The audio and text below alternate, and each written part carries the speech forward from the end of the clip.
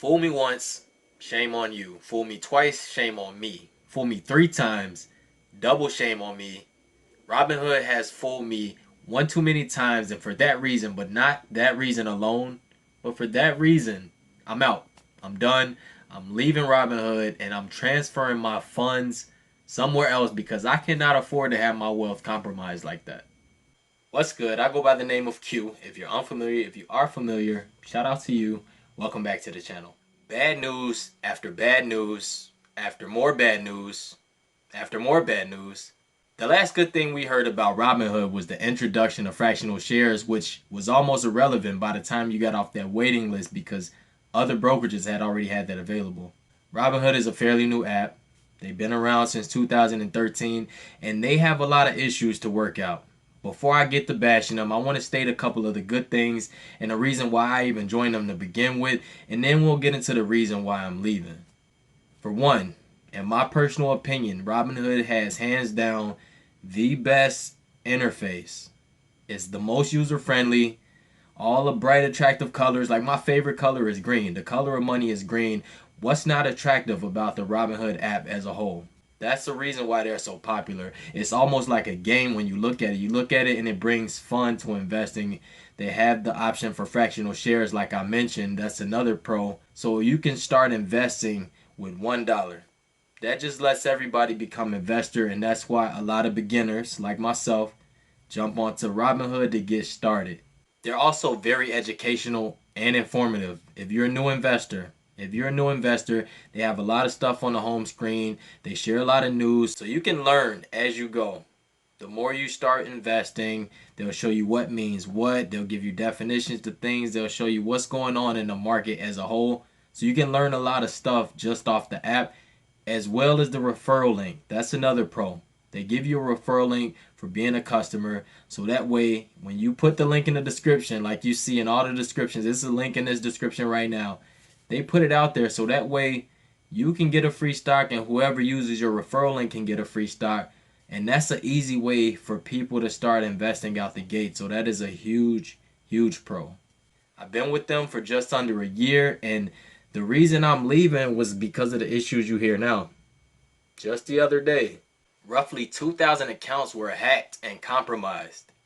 So clearly that's a security issue. You don't hear about that from a Charles Schwab. You don't hear about that from a Vanguard, a Fidelity, a Webull. You don't hear about that from none of these other brokerages. But Robinhood, this isn't the first time. This just happened recently where they got hacked. But they've been hacked in the past, and they also have issues with crashing. So like I mentioned before, they have over 13 million users. 13 million users, and at any given time, their site could just completely crash. Just completely crash, talking about high volume. 13 million people is a lot of people, don't get me wrong, but high volume and you're crashing, so whatever happens in that crash, you can be in the middle of a trade, you could be in the middle of a sell, you can be trying to invest into something else and get a certain price, and by the time the site gets back up, that price is no longer there. So that's an issue right there. That little buffer can be the difference between hundreds or thousands of dollars, negative or positive. So that is an issue. That's a huge issue. You might be just starting your account and you may only have a couple $100. And if you crash while you think you're finna make a play to expand your portfolio, then when you come back from the crash, you're down to zero. That could startle somebody. That could startle a new investor. That could startle someone with less in their portfolio versus somebody with more. Another issue is the customer service. I'm sure you've heard this before. Robinhood does not have a phone line. They don't have a number you can call to reach out to them. They have an email. The only way to reach out to them is via email, and the only time to get a response is whenever they feel like it.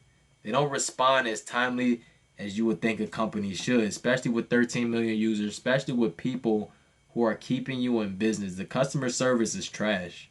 It's completely trash. I'm going to be honest. I've only reached out to them one time to deal with an issue. I sent an email, never got a response. Never got a response. So I knew that was a red flag right there. So I said, you know what? I'm going to just keep it moving. I'll figure it out. I'll do my Googles. I'll watch some YouTube videos, whatever. But at the end of the day, their customer service is terrible. Probably the worst. They got the best interface and the worst customer service. My guy Brad Finn has a video about the same topic, as well as my guy JJ Buckner, financial education, a whole bunch of other YouTubers and a bunch of other investors. People are leaving. People are leaving Robinhood the same way people are fleeing California and New York. The customer service has to be improved. We've all heard the phrase, quit while you're ahead, right? That's exactly what I'm about to do. I'm about to quit Robinhood while I'm ahead.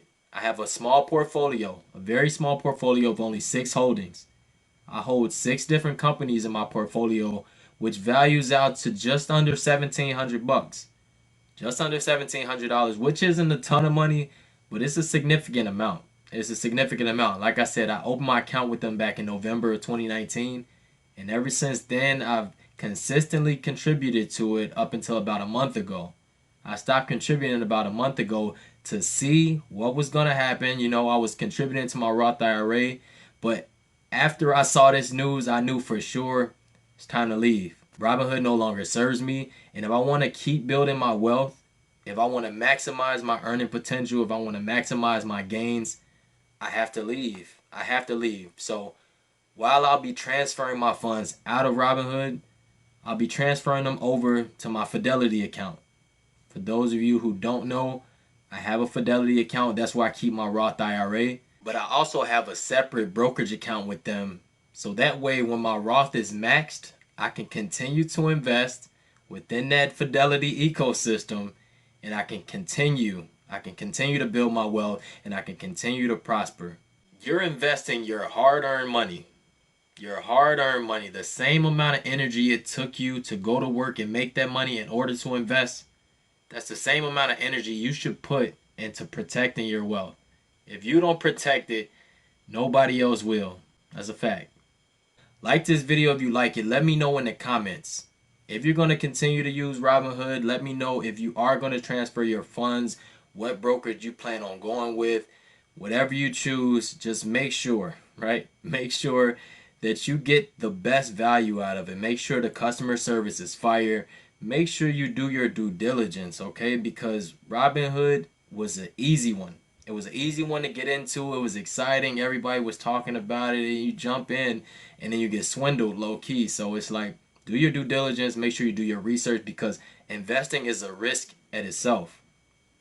Investing is a risk, but we don't need extra risk by sites crashing, by people hacking into the brokerages.